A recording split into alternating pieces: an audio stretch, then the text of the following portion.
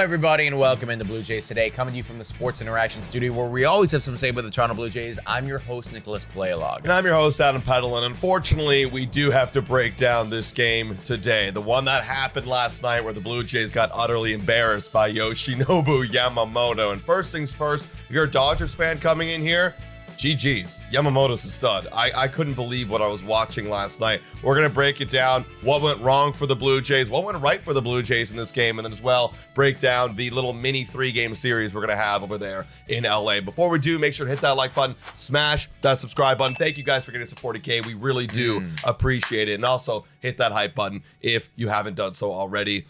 Yoshinobu Yamamoto. First thoughts when you think about that man after last night. Well, I said it on the stream, and then I said it to you, I think, like a handful of times afterwards, because the thought that just kept percolating in my brain was, I haven't seen that Toronto Blue Jays offense look like that.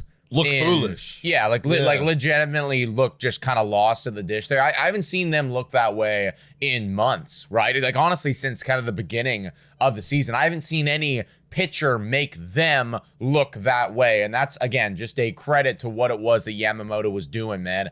He went 9 innings again, because the last time that he went up against the Milwaukee Brewers, it was a 9 innings, 1 earned run ball. And I remember looking at that start and thinking, okay, you know, like, Milwaukee, good team, but like that was just Yamamoto on a heater. We'll do better than that. Yeah. No, we did the exact same damn thing. 9 innings, 4 hits, 1 earned run, 8 strikeouts. And those hits, mind you, all came in the first 3 innings. Yeah. We didn't realize this until after the game, because I guess we were just like in it at the time. Yeah. But he retired 20 straight batters. That is 6.2 innings, folks. So basically, like, if you watch the first 3 innings, you saw the Toronto Blue Jays offense, because after that, it was just like 3 up, 3 down. Yeah, literally the first few innings, it felt like the Blue Jays were establishing what they did against Blake Snell, and they were starting to wear away at him, but then they had a few 3 up, 3 downs, and then let Yamamoto get settled in, right? The Blue Jays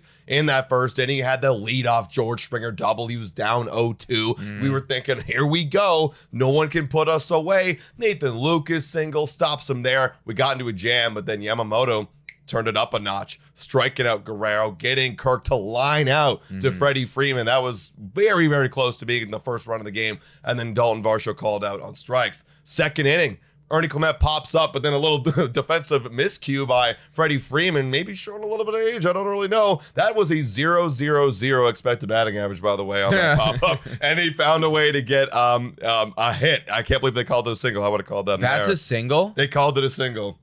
That's okay. One of his 4 hits. Yeah, that wasn't a hit. It wasn't a hit though. No. We got easily, 3 hit yesterday. I didn't realize that. That's actually ludicrous. I know. And then nothing really happened that inning. Barger striked out, IKF out, Jimenez ground out. And then this was really the only last inning the Blue Jays showed any signs of life. George hit by pitch. They keep freaking hitting this guy. Feels like he's a magnet, right? Then Lucas struck out. Vladdy single. He's locked in. He's hot. Kirk with the sac fly. We finally scratched and clawed. We got one. We tied up the game. Here we go. But that was all she wrote. And then after that, it was quite literally 20 up, 20 down right there. So, yeah, Yamamoto, I'd never seen a start from him beginning to finish like I did yesterday. And, I don't ever need to watch that guy do that to us again. He might. Although he might. If we go to a game 6. If we go to a game 6, he probably will. But credit where credit is due. We got this entire chart right here. And I'm really interested in seeing that. Yeah, right there. Here. I mean, just the location and the variety of location to where it was that he was living, it was everywhere, man. And you saw those Toronto Blue Jays hitters, like, especially as the game wore on, they had no idea what was coming. Like, at the beginning, it felt like we were fighting and we were battling, and then it just kept progressing and progressing. And in those last couple at-bats, like, you were seeing them take swings that, again, I have not seen them take in swings. Or not take, because there was a handful of them that got struck out looking, and I don't even blame them, because that Vladdy strikeout, I remember this specifically in that, I think it might have been the first inning, actually. Yeah, I think you're right. Yeah, the first inning where it's like runners at the corners. He struck Vladdy out on a curveball that right down, right down the middle. And that was after a long fought at bat. Vladdy was fighting things off, and Vladdy was just completely frozen. And I'm like, okay, like I don't even blame you, dude. Like I didn't expect that either. Then the same with Varsho a little while later in the ball game. Literally. And some people might look at that and go, oh, what are you doing? That was right down the middle. He has 8 different pitches, ladies and gentlemen. Like, it's disgusting. And yes, he does it, or 7, excuse me. He doesn't use them all the time, but they're all so effective. Excuse me. When you look at this chart again, and this is how you know Yamamoto's done his homework. We literally saw him doing his homework mid-game. They flashed it over like 3 or 4 times. Oh, I know. And this man was like, he was solving equations over there, dude. Like there was charts upon charts upon charts, like just doing shit. He's a student of the game, and you could see why, and the results show, right? He did his homework. You can see here the stuff plus, if you can see that little column right there. I thought this was interesting. This is ranked by right here, all his pitches, and the highest one up here is to the most he threw to the least he threw. The most he threw was his splitter, which had the best stuff plus on it that night. And then as it goes down, it's like, then you have the middling tiers, and then his worst pitch, the sinker, he didn't throw really that much. Yeah. So he knows and understands what stuff he had that night, and he located. I thought it was also interesting that when we were doing our pregame breakdown, I'm sure the Blue Jays were looking at this too, he mostly goes 4-seam to establish early and keeps 4-seam when he's in a hitter-friendly count, and then goes splitter in a pitcher-friendly count.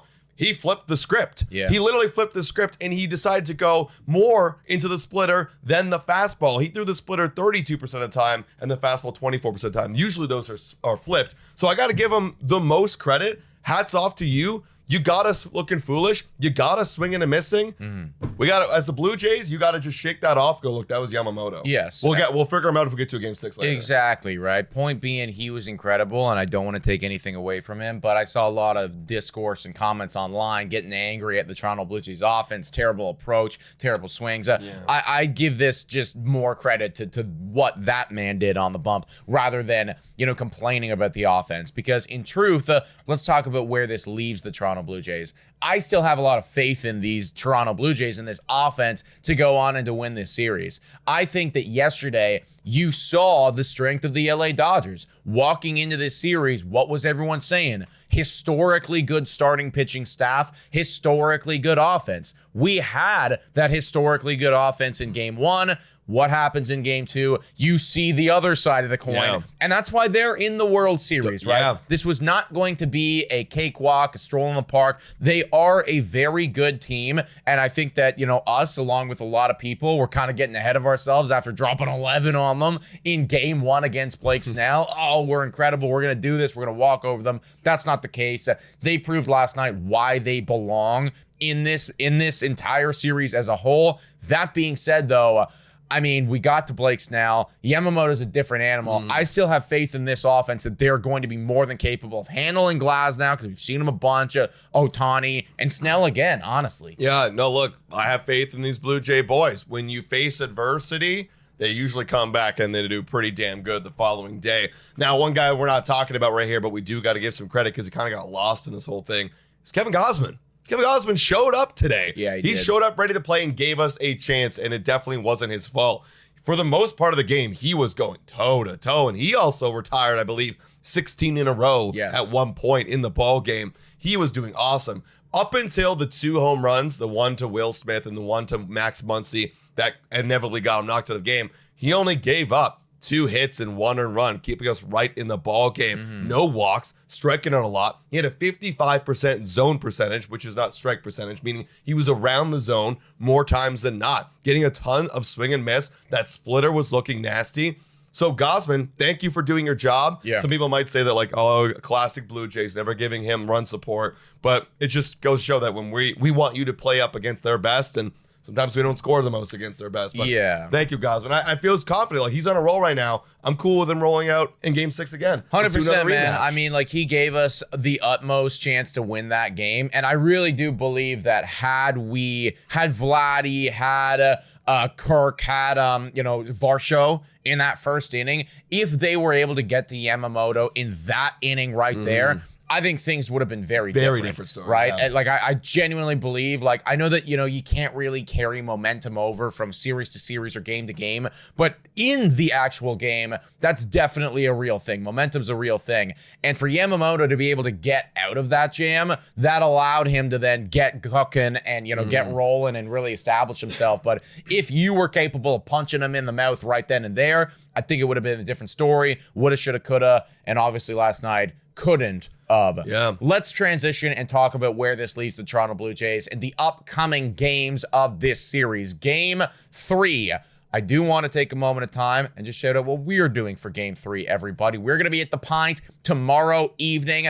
Come at 7 p.m. We'll be live on YouTube, roughly 7 to 7:30 p.m. So we're going to be streaming the game like we normally do, but we're also going to be there interacting with all of you guys, maybe even having a couple of you folks on camera. I really do think this is going to just be like a loose, electric vibe of a time. All of us hanging out, watching, supporting the Toronto Blue Jays as they take on Mr. Tyler Glasnow with Mad Max on the bump. That's right. Tyler Glasnow's been phenomenal, but the Blue Jays have seen him a lot. Now we'll do a more in-depth breakdown at the Pint. We'll bring up all the stats of like what we're going to see that night against Tyler Glasnow. But we also got Max Scherzer on the bump, and we talked to our good friend Aaron Ben Rose about Max Scherzer and just like how, okay, it's been one start. Now we're bumping him up to not only Game 3 starter, but this would mean Game 7 starter if it came to that. Thoughts on Max Scherzer getting the bump before Shane Bieber? If it was me, I probably would have done things vice versa. Although I really think that we're talking marginal percentages of win probability here. And I genuinely wouldn't be shocked either if Max Scherzer comes out and shoved. He looked really good in that start against the Seattle Mariners. Now I know that prior to that, he was he was ass. Let's call it space paint. He was not playing very good leading up until that point, but he did look good in his last start, man. And ultimately, this being where we are right now in the World Series, it really comes down to what have you done for me lately? Max Scherzer was great. I do believe that he's got that dog in him. So being in the World Series against your former team or one of your former teams in their stadium, I know that he is going to be so gassed up, and I'm really looking forward to the inevitable clip of him, you know, with John Schneider, because it's coming, folks. There will be some type of crazy Max Scherzer clip. I guarantee it, man. It's just bound to happen, but I think that we got a shot to win this ball game, and quick breakdown for me here is like Tyler Glasnow. Toronto Blue Jays have seen him maybe the most out of any team.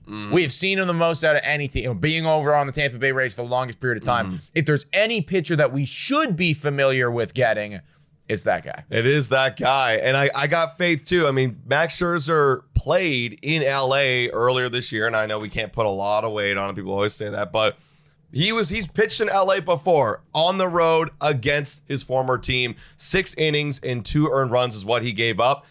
That's funny enough. That's exactly what he did his last time out against Seattle Mariners. So I do feel confident that we can get him. And I see you're pulling up the stats right now. Tyler Glasnow against the Blue Jays in his career, he's got a 5.82 ERA in 11 appearances. It's a decent sample size. It is, right? And I get it. You know, this is back in 2018, Yes. 2019, 2021, and we haven't seen him too much now that he's over there in LA and he had a lot of injuries. But still, point being, you know his stuff. You can game plan against it. I feel good. Maybe I'm feeling confident. Maybe I just understand this Blue Jays team when their backs are up against the wall.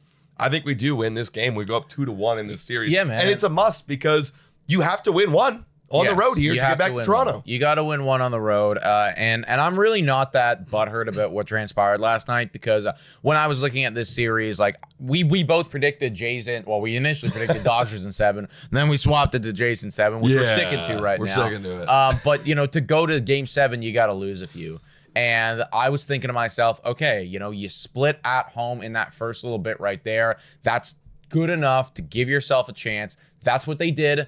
Now go win that Game 1 and then allow yourself to play with some upside in the following 2 games, because I'm thinking to myself, I want more, but all I need to see is you to win one in LA, because that allows us to come back to Toronto with a game 6. Granted, it would be Yamamoto on the bump, but to win the World Series, you got to beat the best. And I do imagine like we're probably going to have to figure out how to beat Yamamoto if we want to win the World Series. Yeah, unless you want to win 2. Win every other game, LA. basically. Yeah. And then like, okay, let's just drop the Yamamoto ones. But you know it's not going to get any easier, because we're not going to break this down too much. But you got Ohtani the following day up against Bieber. Let's be honest, a little bit of a mismatch right there. Freaking Shohei Ohtani on the bump, coming off his generational game. Yeah. His last time on the bump, and then most likely it's going to flip around to Snell and Savage. How many times are we going to win that Snell and Savage start? Now we're in LA, probably not too much. So you got to grab that one tomorrow.